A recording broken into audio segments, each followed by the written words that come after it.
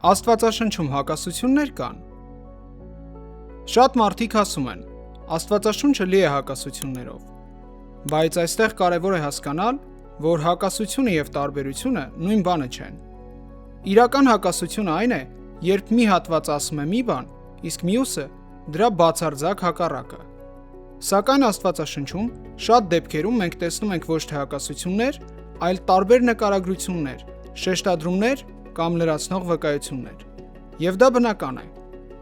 Աստվածաշունչը մեկ մարդու կողմից գրված գիրք չէ, այն գրվել է դարերի ընթացքում, տարբեր հեղինակների կողմից, տարբեր մշակույթներում և տարբեր իրավիճակներում։ Այդ պատճառով բնական է, որ տարբեր գրքերում նույն իրադարձությունը կամ գաղափարը ներկայացվի տարբեր տեսանկյուններից։ Օրինակ, մի հեղինակ կարող է կենտրոնանալ պատմական մանրամասների վրա, մյուսը հոգևոր իմաստի, իսկ երրորդը մարգարեական կողմի։ Սա հակասություն չէ, սա բազմաշերտ վկայություն է։ Ավելին, եթե Աստվածաշնչի բոլոր գրքերը բառ առ բառ նույն ոճով ու նույն կառուցվածքով լինեին,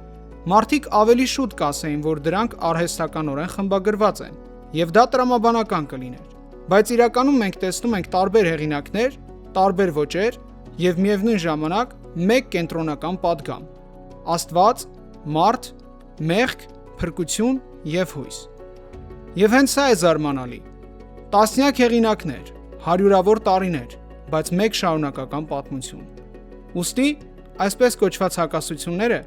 կամ սխալ ընթերցման արդյունք են, կամ տարբեր տեսանկյունների։ Իսկ ավելի խորը ուսումնասիրության դեպքում դրանք հաճախ դառնում են միմյանց լրացնող վկայություններ,